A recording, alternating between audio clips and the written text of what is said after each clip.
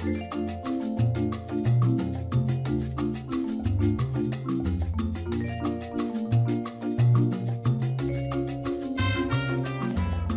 Intern Whisperer employer tip of the week is you benefit greatly by working with interns.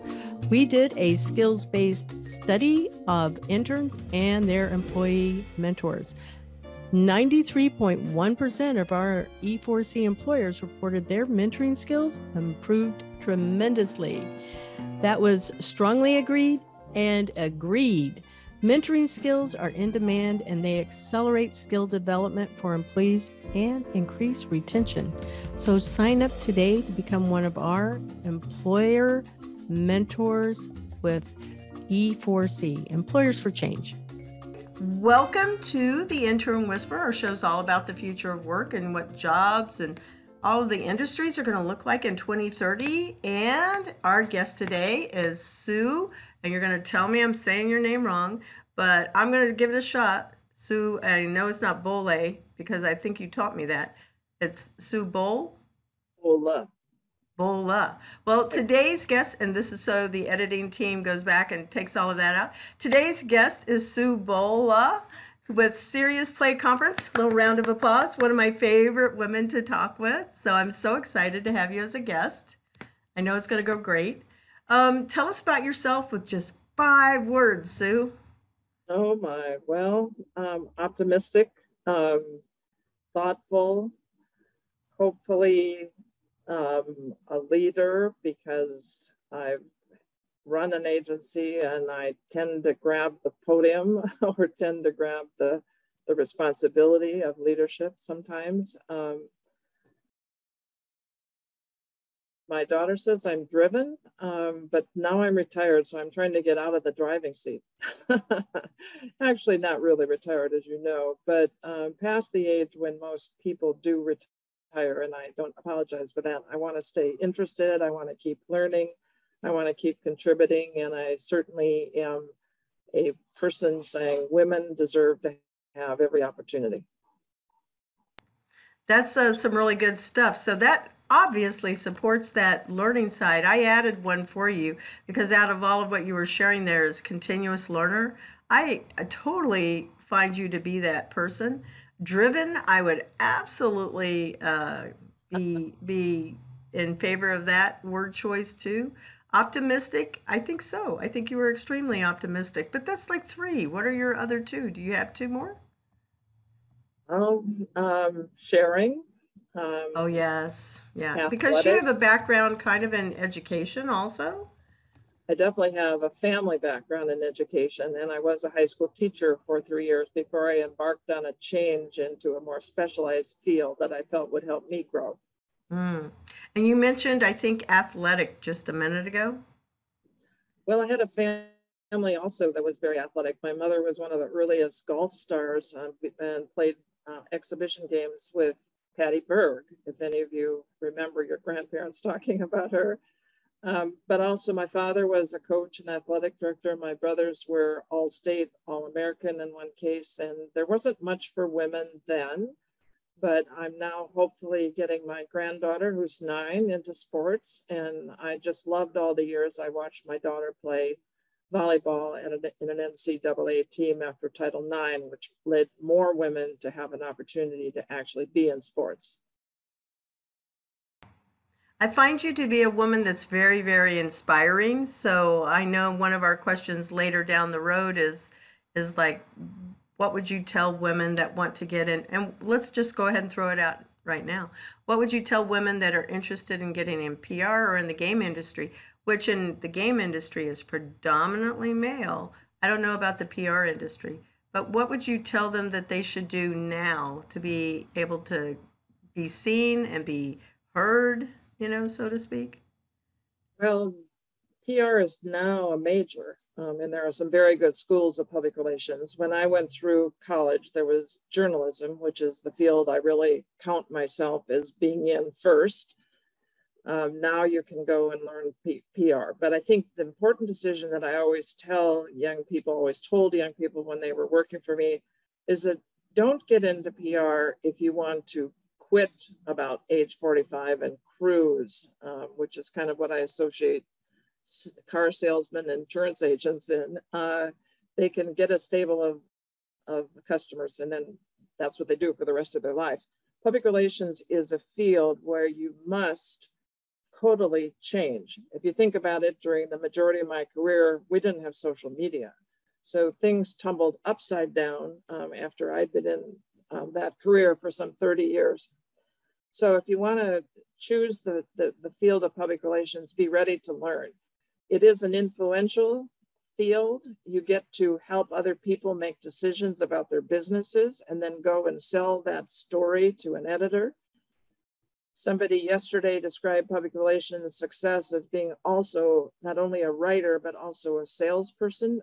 We didn't used to use that term in PR, but I would agree with her that if you want to be great in PR, you have to learn how to go out and sell yourself, which is a lot of what selling is, regardless of your product.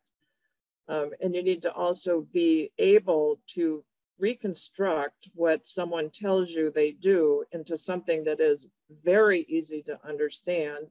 And you need to be able to discern out of that description what is unique and different, because the press does not write about things they've written about before. They always want to know what is new, what is different, what they can write about that teaches someone else something. So you must sell your companies on the basis of why your product is different, or why the company is different and has something that they can actually inform other people about and they can use. I agree with you. I think selling is we are always selling. We just don't think of it as that way. Selling can be when you're in the grocery store and you say, "Oh, look at this these bagels. I love them. They're awesome." And you're just talking to a complete stranger, and the stranger is easily influenced by the fact that I don't know you, but you said this is great, and they buy them. So that's an example of selling, right? Influencer. It is. We're all influencers on our friends. I mean, everybody ends up asking for opinions because they want to know from someone else that's used the product what it's like. I agree with that. It's totally the beginning of selling. And you also have to be, speaking for people that are thinking about careers, you have to be thinking about selling yourself if you want to get to the place that you want to be. From the beginning, you need to learn things about looking across at someone else and selling yourself, like eye contact. Do you have good eye contact, or how could you work on making it better? Also, what have you learned about the person you're going to interview with to make them feel comfortable with you and yourself? How do you sell that you are different, you are the better person for the job, as opposed to just saying you are, which is a turnoff to me. So when I was an employer, always think about what you're going to say ahead of time, be prepared, just like any business meeting. Mm-hmm. I agree. One of the things just supporting this, I can definitely support what you're saying too, is I go, when anybody I'm interviewing and they say, "Oh no, I really don't want to be in sales," I go, "How did you get your first boyfriend or girlfriend? How did you get that first job? Of course you're selling," in the same mindset as you. We just don't seem to see it as that. Right? Well, I think it's a difference between believing in your product or thinking that you're trying to sell something you're not quite sure that you believe in. Yes. So I would choose an employer who has something to sell that you do believe in. Mm-hmm. So definitely having interest. I get that one. And believe in yourself. Sorry, yeah. And believe in yourself, Isabella. If you will not sell to that boyfriend or that employer if you don't believe in yourself. Absolutely. So where did you go to school? I think you mentioned it a minute ago, but where did you go to school, and how did you get from whether it was high school or college, which I know it was college, to where you are now? How did you, and what was that path like? The interesting thing is that my 6th grade teacher told me she thought I should pursue something in writing because I was good at it. And I don't think I ever forgot that. In high school, I took a journalism course. I loved it. And the teacher recommended a summer program at the university that had a very good journalism program, which I did. And it sold me forever on going to Northwestern University. From there, I went out and tried to be a teacher, which is what my father recommended I do for a profession. So for 3 years, I was the high school journalism advisor, and we won awards for the yearbook, and we did dances to raise money for the things we need to give. But I was not increasing my own intellect. So I went back to graduate school. I had originally wanted to be a writer. Teaching was just a safe job, and that was what most fathers told daughters at the time. But I went back to school, decided to try to find a job in magazine, could not find a job in magazine, but found a job in public relations. And from there, I worked 10 years in a national agency, then was given a chance to start my own agency, which was a very interesting time. I had a 2.5-year-old and a 10-day-old baby. I had to make a decision very quickly, because he gave me 10 days to do so, about whether I wanted to strike out on my own, which my husband was terrified of. But I did it, and I carried her around on a backpack on my tummy, and found a space and started my own agency, and the rest is history. On the other hand, I had to support myself, and so I had to decide what industry to go into. And I was looking at the development in the Silicon Valley at the time of the beginning of the PC. And so I said, wow, I think there's going to be a lot of business there. And so I worked around and got my first client, and worked in tech, especially in like I said, in the PC realm, and all of the devices that attach and make a PC work better. And then one day I got a reference from one of my clients to Atari.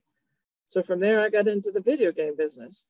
In both cases, I was pioneering. I didn't even particularly think about it. But when I was in the PC PR industry, there were no women doing PR. There were very few men doing PR for technology startups in the Silicon Valley.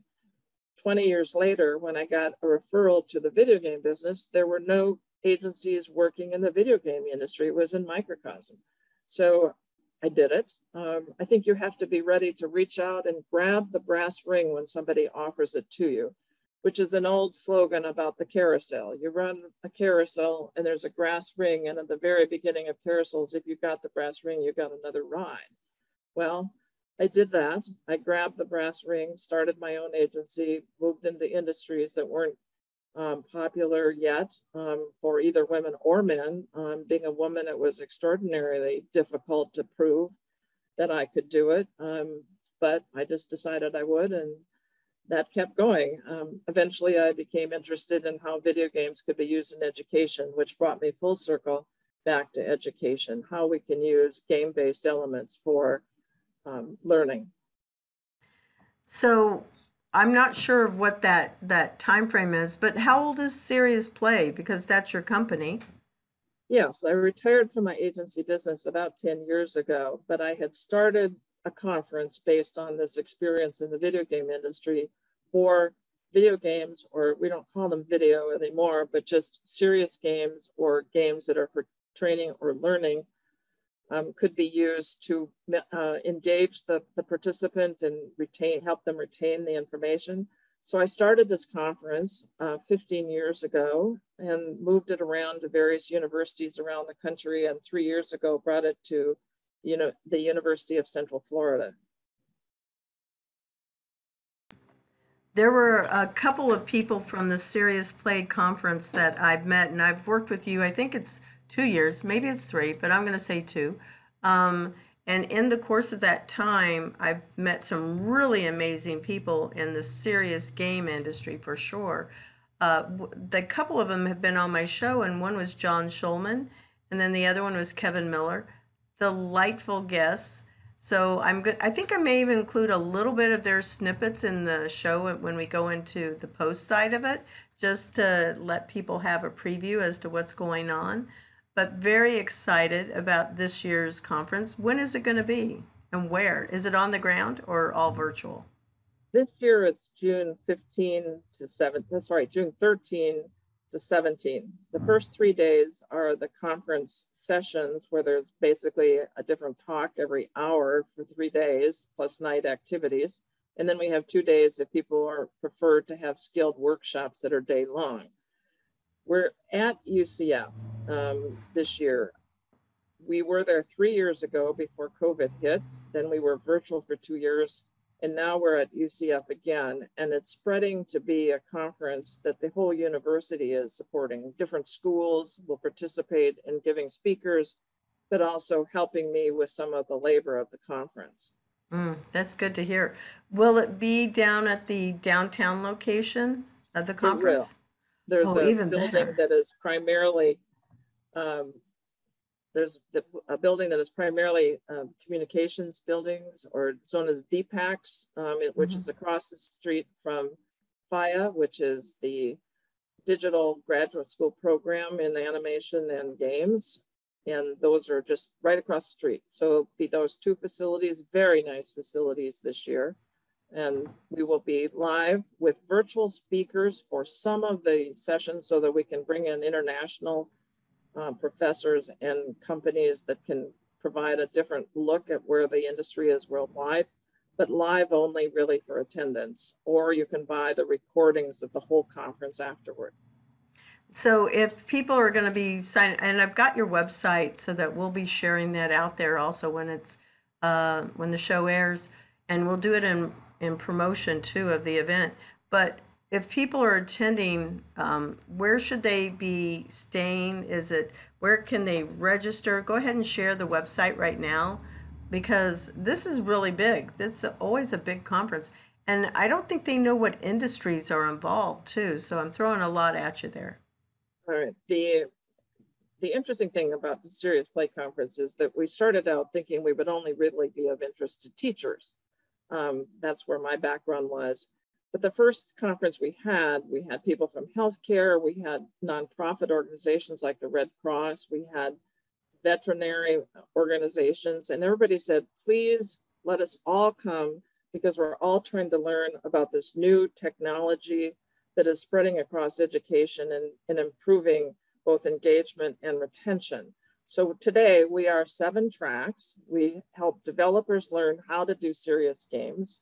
We also serve the higher education community that is training those teachers and also training young people who want to go into actually making training games or educational games.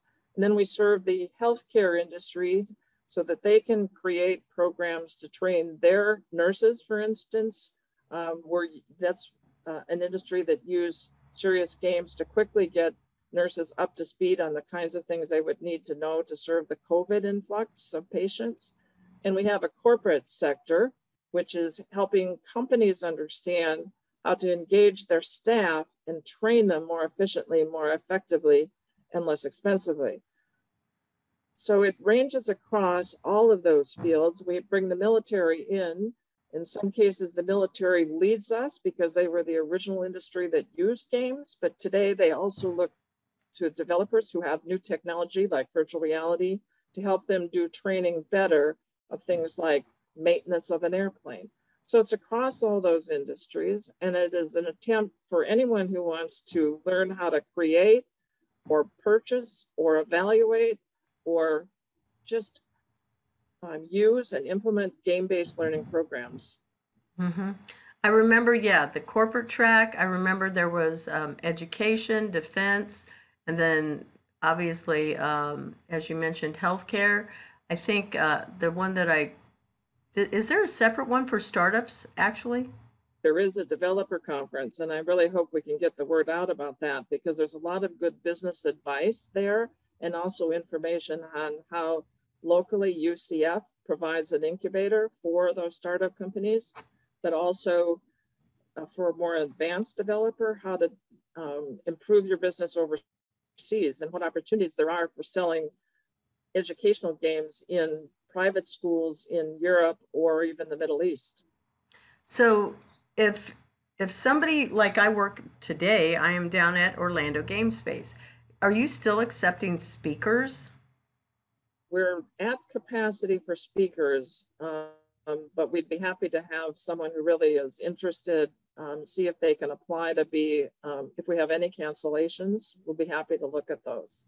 Okay, good to know. And obviously they could be a sponsor, I imagine. Well, one of the interesting things about being live is that you can have hands-on demonstration of the products that are being talked about in the sessions. In the sessions, we don't promote products. In the sessions, they talk about how the learning program was developed, the challenges, the objectives, the strategy, the assessment. They're helping people learn how training can be picked apart to understand why it is good because it is using these game-based elements. But with our live program back at UCF, we will have a huge exhibit hall. And during the lunch hour, before the session and after the session, at all these times, people can go and look at the products that are being demonstrated. We have an awards program, so the award winners will come and show their games. And we have sponsors who are sponsoring, for instance, lunch in the exhibit hall to help people have a reason to go over and skip lunch. And we have an evening game night where you can go and see these games as well. I'm super excited about that because, as you know, I have several companies and you and I collaborate, but one of them is Cat 5 Studios. And so Cat 5 has produced a game, Enter Pursuit game. It's on Steam, a little self-serving, promotion there. But the game itself, it's not educational, but it has an educational spin to it. Every planet has a skill that they're learning to earn in the game.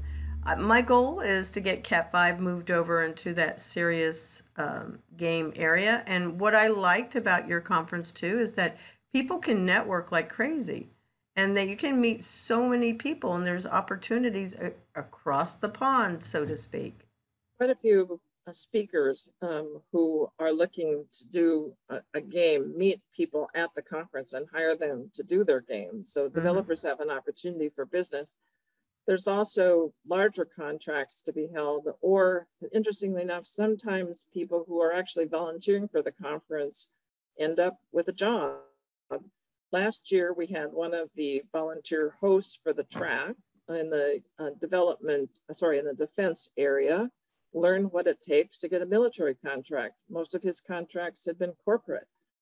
So now he has a contract for how to maintain a piece of equipment with virtual training using Quest rather than having hundreds of people in a classroom, which most people were going to sleep in.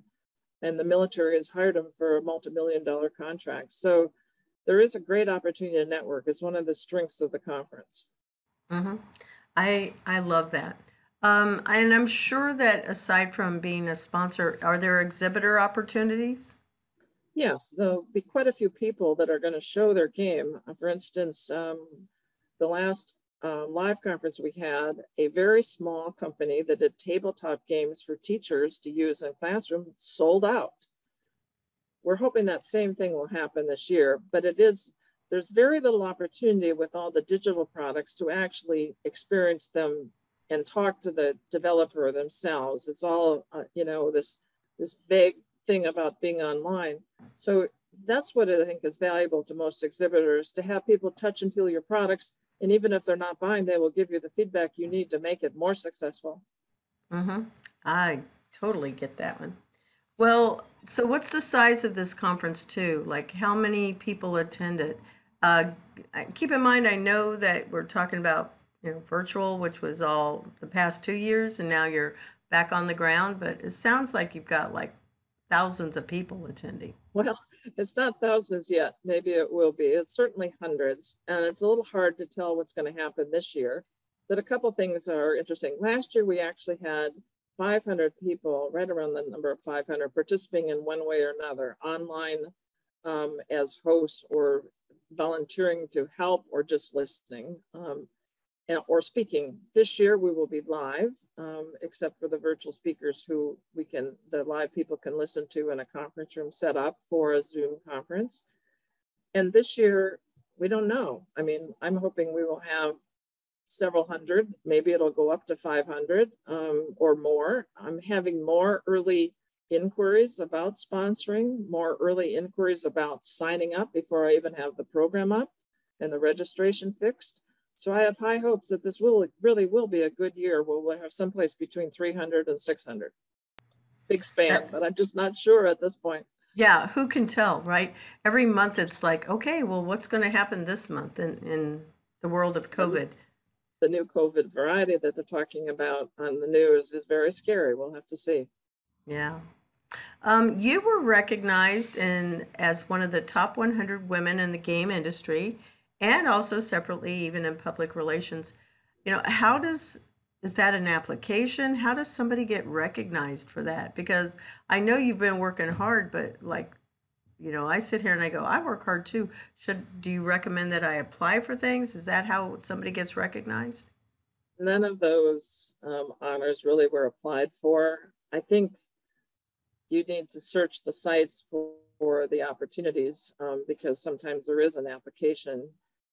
I think that the media does try to pick out the leaders in any industry. Almost any online or print magazine will have an editorial calendar that you can look up and perhaps find if something is coming up. To me, it's just about working hard and somehow it all works out. I was in an industry where there were very few women. I just didn't let that bother me. I got introduced as, okay, you want to meet the CEO? Here's the CEO, Mr. Bohle, once, because my staff was laughing at someone insisting on meeting the man. It's more open for women today, hooray. But we all have to be part of that movement. And I do have a story I tell about that. I don't know how many of you out there remember Gloria Steinem. But in the 70s, she's now in her 70s, but in the 1970s, she broke away and had a magazine promoting women. It was unheard of. And she really drove opportunities saying women are capable of working in corporations. We can really do it. Well, I met her once. And I think she's the only woman that I ever was so stunned by I couldn't think of a question or something to say to her. But I finally garbled out when I was walking her across to a speech she was doing. Gloria, so many of us have reason to thank you for promoting women. And she said to me, oh, Sue, thank you very much. But what are you doing to promote women? So I think we all need to think about that. What are we doing? I never compete with men. I just do my own thing. And I never hired women for more money or less money, importantly, less money than I was working for men. But I never really thought about it. I always looked at the quality of that person. I think women also have a place where we can shine. We are generally more outgoing. We are generally more empathetic to personalities. We can do anything we want. Totally agree with you on that one too, because as a woman, also business owner, I'm in a place where when women work with me, I sit them down, I go, I'm going to expect more out of you than I do from the guys, because they already have more of a team mindset and they're more competitive than usually women are. So I expect more. I want you to surpass them. They are your allies, make no mistake. But, if you're trying to get a job, don't ever think that you're less. You've got to always see yourself as more than what it is. And those unique characteristics that you just shared about being empathetic and, usually I think women are also natural educators and leaders in many respects than sometimes men, honestly. I feel like that's some of our strengths that we can leverage that comes to the table, and it really is making a bigger impact. I feel that trying to leverage all of those feminine qualities and be assertive and competitive and still maintain that team orientation is something that I think that we can do. I've sadly worked with some women that are not as supportive of our gender as we should be. So I feel like we as women, we should be very, very supportive of other women and not see it as a competition as to who's better than the other, but like, let's team-oriented thinking. Absolutely. And if you have, I always say two things. When you go in to interview for a job, ask to meet the person who will be your supervisor and listen to what that person says about what your career path can be if you perform.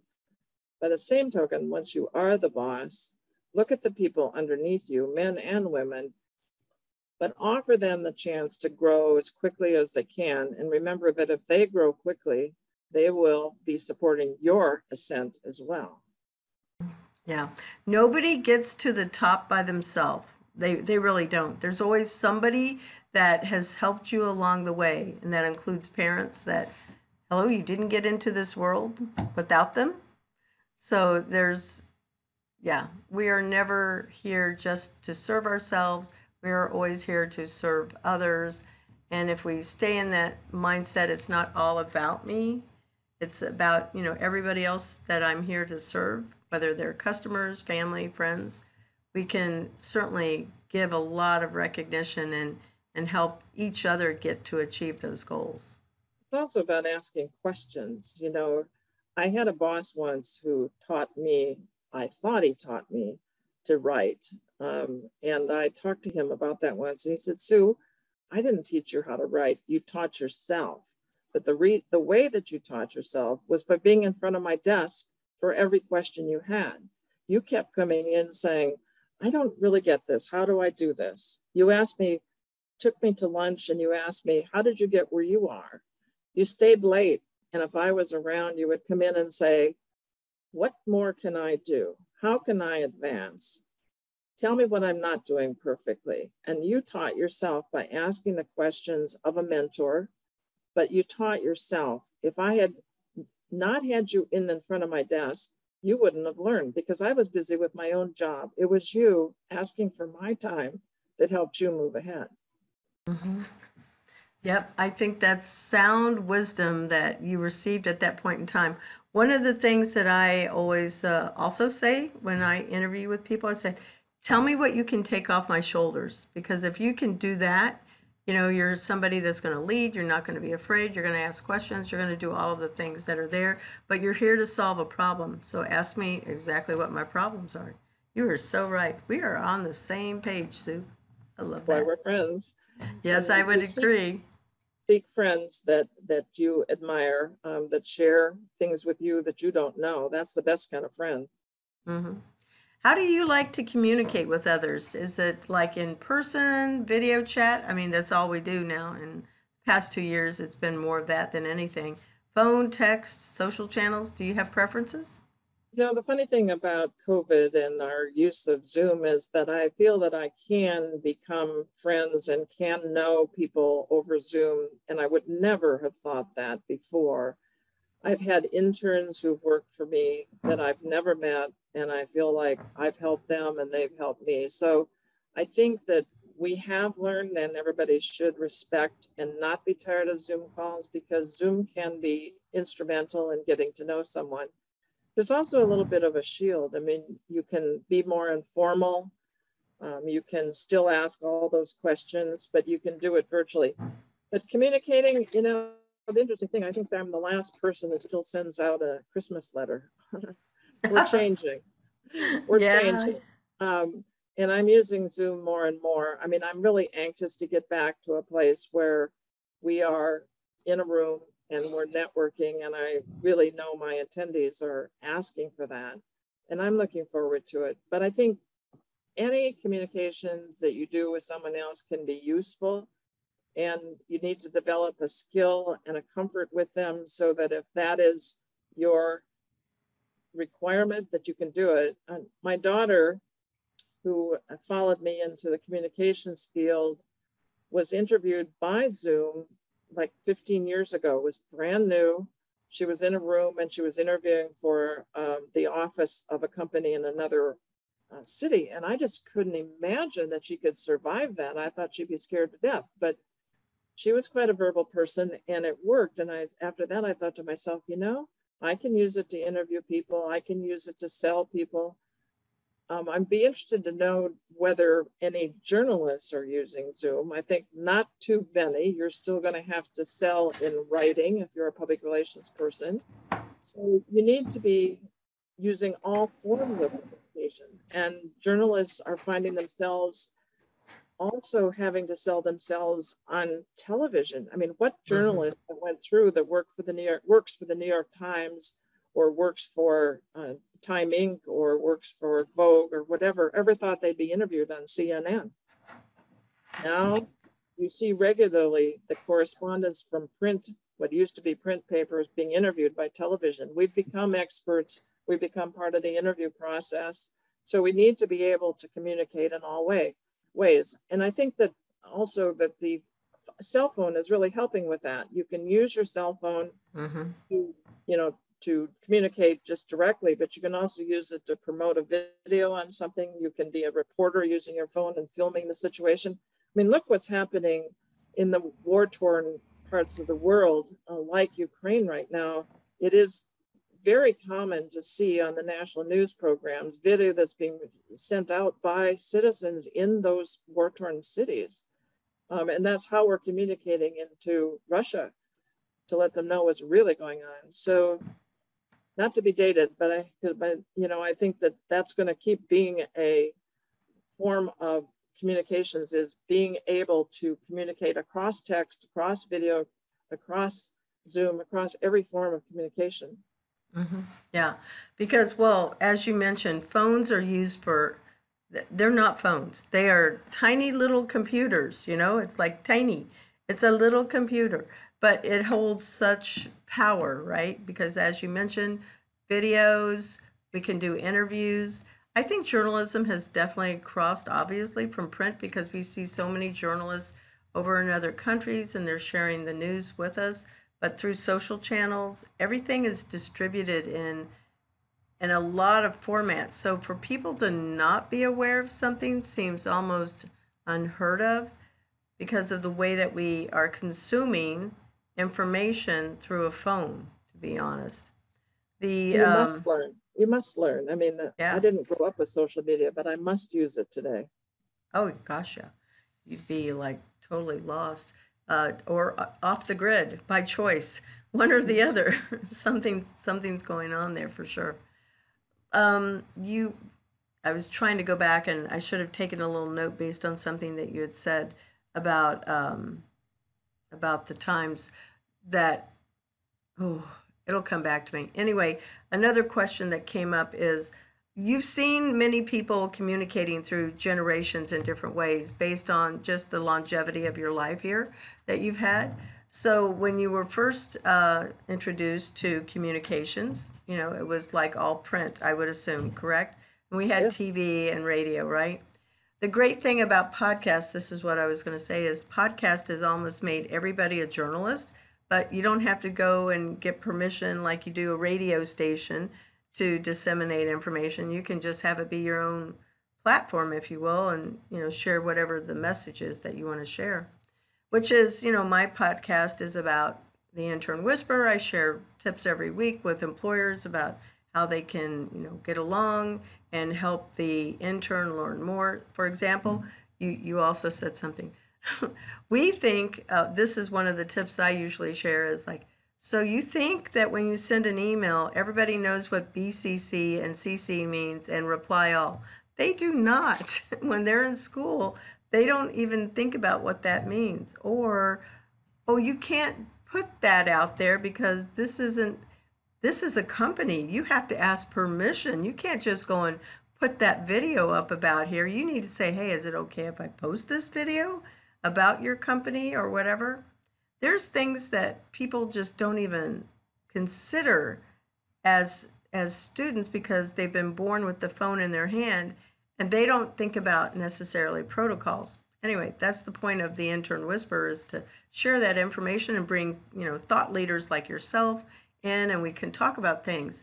But historically, when you look at how communication has transformed, you saw it from print and TV and radio, and it's moved through, it seems like, the speed of light to get to where we are now. Yes.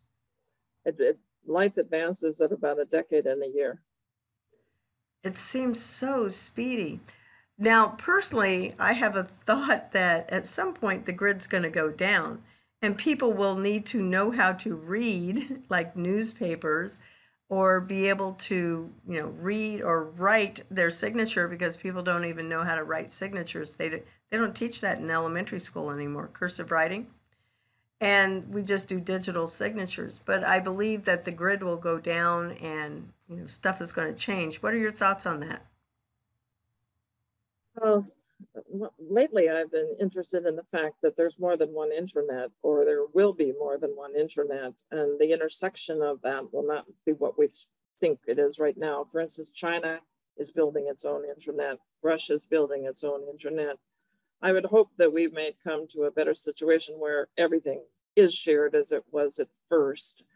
And what people don't know is that your computer is part of the internet. It supports it with its technology. It's not run off some big giant computer somewhere. So we're all part of it, and cyber attacks could bring it down. I think that is more the situation, that the internet will continue and everything will go digital, newspapers, magazines. We won't have a print edition. I'm being told I should cancel my New York Times. I won't do it. I still read it every day. But I think everything's going digital, and the next round will be to continue to improve the cybersecurity, and we will still have more of a digital way of communicating. That said, I mentioned earlier that I'm anxious to get back to face-to-face. We have been able to use the video of Zoom to talk and create relationships with people that we don't know over space of time, but we do need that personal touch, and everybody needs that. It is not, people that are alone and lonely suffer from not having that, the same way a prisoner in solitary does not deal well mentally with being alone. So I think we will still, I think, continue to move and have better technology. And I just hope that people will be there. Like, I think I get as much out of young people as they get out of my teaching. And that's because they are ahead of the curve of technology because they grew up with it, like you said. So if my 9-year-old granddaughter is the one who helps me use the TV remote or the phone in the new way, we just have to continue to learn how to learn from younger people. So I think dependence on younger people for a certain amount of our knowledge for communication is going to become a bigger theme than it ever used to be in the past, when we were dismissed to go to bed because adults were going to handle something. Oh gosh, yeah. I would agree with you on that one. So we're going to take just a moment to acknowledge our sponsor, Cat 5 Studios. The Intern Whisperer is brought to you by Cat 5 Studios, who help you create games and videos for your training and marketing needs that are out of this world. Visit Cat 5 Studios for more information to learn how Cat 5 Studios can help your business. Thank you, Cat 5 Studios.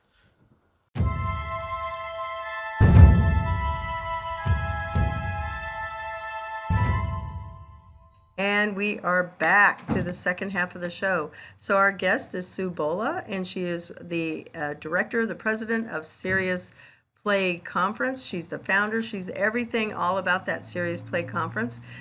In this part of our show, Sue, we talk about the what we think the future of jobs and industries will look like in 2030. It's anybody's guess. There's no right or wrong answer. COVID, but we'll start with that one. It obviously had an impact on the world for 2 years, and it just seems like even still now, things are getting back into what we'll call what seemed normal. I heard on the news coming into the office on the NPR station that the CDC is saying that, oh, people should maybe go get round 4 of the vaccine. Good. Looking forward to it. Yeah. Just to make sure that they stay, boosted and immune to it. But we know that it's had a huge impact on business. We've seen a lot of companies shut their doors. But there were things that almost overnight, they just blew up like crazy. Zoom is one of them. We're using Zoom right now. And a lot of video services had to transform, and that includes the education industry. Just as one, it's like, oh, how do we teach all of these thousands of students, with when we're used to being on the ground, and they may not have had some kind of an online presence to distribute their knowledge and the professors to educate the students. What do you think the impact has been? I know you felt it because in your business you had an on-the-ground conference. What was that like for you in 2020, 2021? How did you have to adapt? We had to flip immediately because COVID really became a phenomena that could not be avoided about April, before my conference in June. So we totally flipped and had to come up with the technology to support Zoom for 100 sessions, which is not easy. You can support Zoom for a few sessions easily. Supporting for 100 is a whole technology nightmare. So we changed and we did it, and we did it hands-on, but there are a lot of companies that can support a platform like that easily. What I think about COVID's impact, though, is really more than my conference, which is a single event, is it's impacted the whole work style of the world. I have two children, grown children with two spouses, all of whom work. And the interesting thing about it is 3 out of the 4 work virtually. That is just totally beyond blowing my mind. My daughter went every day to work, and one day overnight, she didn't leave her house for 2 years except for going out when she needed to take the kids to school and when they were back in school. We had school kids at home wearing, online, having to learn how to do that. And I think those things are not all going to change. For instance, I'm also ordering online. I did it for safety, but I also did it as I began to realize how much time it could send me, that I didn't have to go to that place of business and shop. I could just order it and have it delivered to my door. And I think that virtual, I have a former employee who runs his company totally virtually, saving all that money that I spent on space and parking and all of that. And I see my daughter, who's taken a position as a senior person in the marketing consulting, saying she's never going to have to go to an office because the headquarters is in Seattle and it's a virtual company. So I think a lot of these things are changed, and I don't think they're bad. Whereas it's been crazy for my daughter and daughter-in-law to be home with the kids when they had school at home, they also learned more effective ways to deal with that. Thank goodness the kids are back in school, but they are working at home and they don't have to spend the time going to the office every day. So they don't want to go back to work. They've taken jobs where they don't have to. They haven't been belligerent or been forced into a situation of change, but it has worked out for them very successfully. Yeah, I can totally agree with you on that one. I know that the food industry was also impacted heavily because people were going, okay, we need food, we want food, we don't want, how do we get our groceries? It changed everything. So new businesses popped up where, food delivery was really overnight expanded. We already had Uber Lyft and Uber Eats, but food delivery became just way accelerated in how they were distributing that. I think the biggest hurdle was like little kids, K through 5, K through 5th grade, with making sure that those kids got educated because they need playtime, they need socialization skills. And I think that, when we were talking about earlier in the show, is one of the biggest areas. I feel like at some point people will go back to the office because we're made for relationship and people crave that relationship and being able to interact and face to face. It may not be 5 days out of the week for some businesses, but for the most part, I think it's going to be, okay, let's come on back. Flexible schedules, if you will. Absolutely, I think flexible. When COVID first hit, I couldn't imagine not having an office and having my staff around me. But today I could. Today I can imagine letting people work offsite and having a talk at the end of the day on Zoom, and one day a week having them in the office. I think it can work. I think it works better probably with adults, but with children, I think that the kids are the ones that are and they will adapt, but there's still this socialization need that is there that I just don't see that online video does it. It can't compare to being with a live person. I think you're right. Although there are some kids who didn't do well in crowds who are performing better at school. I think there are some who are better. Agreed. So this is where perhaps virtual reality, augmented reality, the ability to create holograms and transport yourself to someplace else, being able to have digital twins and truly like a digital twin, like, here, I'm going to go out and play and get rid of all of that energy. Anything could be possible now. And people would say, oh, no, that wasn't. Same with our grandmas. Everything changes. But yes, goodness. VR is being used for training. I have done some consulting work with a company that is based on a surgeon, an orthopedic surgeon, who saw that the training for all surgeons, which required one time on a cadaver in medical school and then maybe even years of waiting to do surgery, could be taught in virtual reality. And in fact, that resident in a medical school could perform so much practice and feel so immersive and so a part of the surgery that in fact he could train in the morning and do a surgery without ever having to watch it. That's mind-boggling. And the military is also using virtual reality in new ways. They're using it, for instance, for maintenance training, where they had rooms of people in school-like classes learning, and today they do it where they can actually be on hands and operate the thing and feel like they can do it the next day. 100 people trained at the same time. It would have taken weeks to do it. I sit here and I think, yeah, I can see advantages to doing like surgery for sure, but there's this place where you take the scalpel and you're cutting into the skin and the amount of pressure that it takes. And I'm going, how do they adapt to that? Because I understand that it could be simulated. I get that. So where if I'm pressing too hard, it's going to go beep, beep, beep, beep, beep. It's going to give me a warning signal. Nope, you just nicked the artery or whatever. But I think that that's a game setting. That's not the same as working on a live person. Well, actually, most training for doctors is watching another surgeon. If you have a surgeon doing something in virtual reality, and you can go in there and see his hands, and then you can take your hands and participate, it feels like you are learning surgeon to surgeon. The name of this company is Precision OS. Precision OS Tech is their website, and it's absolutely fascinating. I would recommend anybody who's thinking about using virtual reality see how the life-threatening moment that a surgeon picks up a scalpel and does go and make that incision can be taught virtually in days rather than years of watching. That's interesting. Well, I'm going to look for them at the Serious Play Conference. So I know that you're going to need lots of volunteers for that. We should definitely say, okay, how can people volunteer for this event?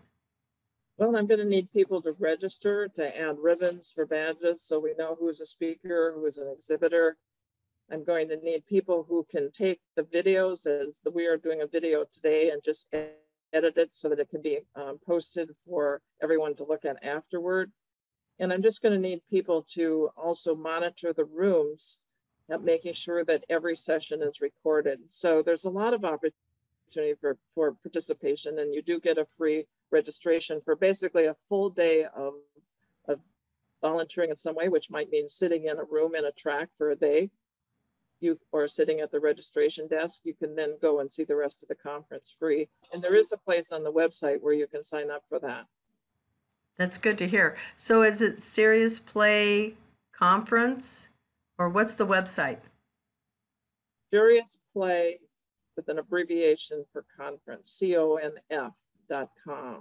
Okay. Serious Play, conf.com. Okay, well, that's good for people to know. Robots, augmented reality. I think I've only got you for another couple minutes because I remember you saying that you had to take off. Any of those comments that you want to share? Virtual reality, augmented reality, robots? You have a preference?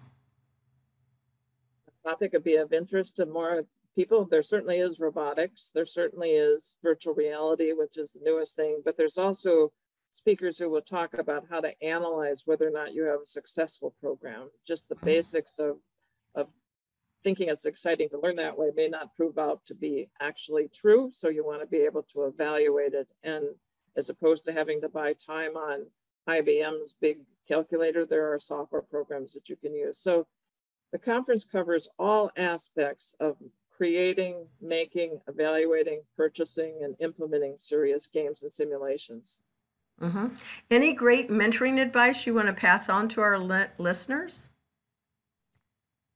Just decide whether or not you want to continue to be an interesting person. Choose a career that keeps you young and enjoying life. That is good advice there also. And how can people connect with you? Do you prefer LinkedIn, through your website, which you just shared? I think probably just connecting directly with me. My email is very easy, Sue at seriousplay.conf.com.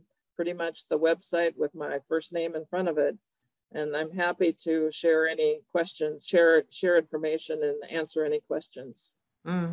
Well, thank you so much for being here. It's always a pleasure to get to speak with you, and it's always so nice. I know you're coming back to Florida, so I look forward to giving you a hug. Well, me too. Thanks so much, Isabella. Bye-bye. Bye-bye.